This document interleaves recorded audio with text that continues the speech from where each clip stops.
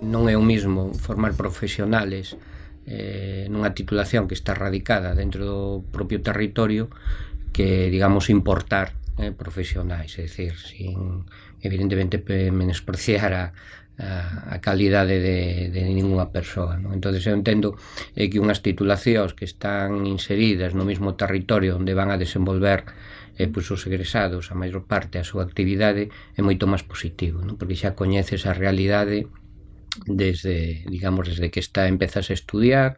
Si eres do mismo país, pois tamén aportas ti, é dicir, como alumno ou alumna tamén aportas experiencias e coñecementos dese territorio. Entón eu creo que a relación das titulacións co territorio onde se vai a traballar é moi importante, non? Dentro do eido agrario e forestal non só hai influencias, lóxicamente, da Escola Politécnica, tamén de outras zonas, pero ten moito que ver, lóxicamente. Eu realmente só estuve como director en función sobre 6 meses e estuve como subdirector durante 10 anos.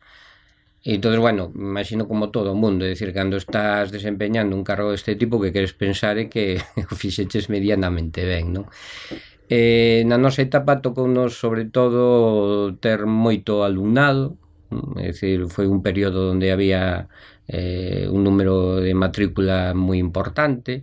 Eso en principio complícache desde o punto de vista da xestión, pero tamén é moito máis agradecido. É dicir, o concepto de masa crítica é moi importante, non? E ora vémolo cando levamos xa moitos anos con moi pouco alumnado, que quizá a vida se cadra académico de xestión un pouco máis fácil, pero non hai, digamos, ese dinamismo, ese ambiente universitario, non? Dache máis traballo, pero é moito máis agradecido.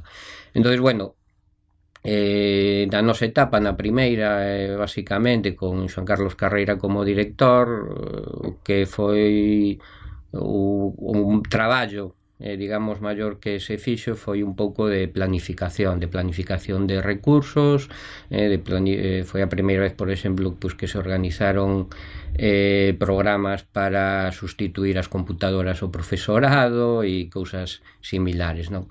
Tamén é certo que nos axudaba que, bueno, todavía non entráramos en crise financiera e a verdad que dispoñíamos de recursos máis ou menos suficientes para poder levar a cabo todos esos proxectos que se puxeron en marcha.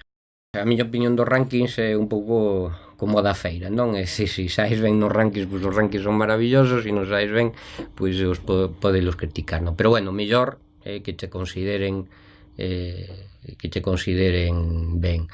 Cales son as razóns? Bueno, eu creo que habría que preguntarlle ao alumnado, é dicir, sobre todo os egresados, máis que fiarte de determinados indicadores que a veces coinciden coa realidade ou a veces non, é dicir, é un pouco de sempre. Se ti te axustas ben os indicadores do sistema, sales moi ben valorado polo sistema. Se non te axustas polo que sexa, pois non saes, non? Gústanos facer, digamos, o que estamos facendo. Eu creo que o alumno sí que o percibe, independentemente de que teñamos visións distintas.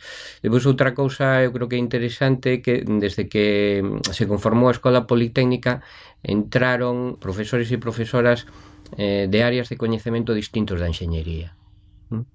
Entón, na que sigue sendo unha escola de enxeñería e evidentemente os principais departamentos son departamentos de enxeñería, eu creo que esa diversidade enriquece a visión tanto en docencia como en investigación, claro, dun entorno que é un entorno natural, é dicir, cultivemos eucaliptus ou cultivemos patacas. Entón, eu creo que ese pode ser unha das claves tamén dese éxito, é dicir, que hai unha visión moi amplia e moi acorde co que se está pedindo en estos momentos, ou xa desde fai moitos anos, non? É dicir, a actividade productiva, pero tendo en conta pois condicións sociais, condicións ambientais determinadas. Eu creo que é fundamental, porque ademais, incluso falando cos alumnos que tes, eles valoran moito facer traballos fora das aulas.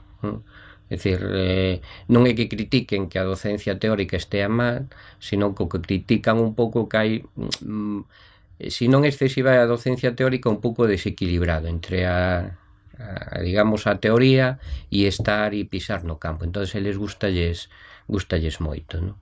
Entonces eu creo que a ele, é dicir, póñenos en contacto ca realidade, e eu que, bueno, pola experiencia co meu alumnado, eu que che dicir, bueno, hai que despois ver que, bueno, na realidade pois hai moitas variables que non é imposible contemplar lóxicamente na docencia teórica, e que axuda tamén a, bueno, pois a ver como é, que o que vai a ser en cando se titulen. Entonces para eles é moi positivo, non sei se por sorte ou por desgracia non só depende da Escola Politécnica, ni siquiera só depende da Universidade de Santiago, é dicir, estamos dentro do sistema universitario galego, hai unhas decisións políticas que estamos, digamos, sufrindo últimamente, que tampouco se entende moi ben desde o punto de vista lóxico. Entonces o único que nos queda é, máis que pensar, dicir, pues seguir traballando en ofertar a mellor docencia posible, e en ofertar unha docencia tamén en relación coas necesidades, digamos, contemporáneas. É dicir, e sobre todo, insisto, nos aspectos agrarios e forestais, non solamente nos procesos productivos, porque a sociedade xa fai moito tempo que demanda outra serie de cousas, non?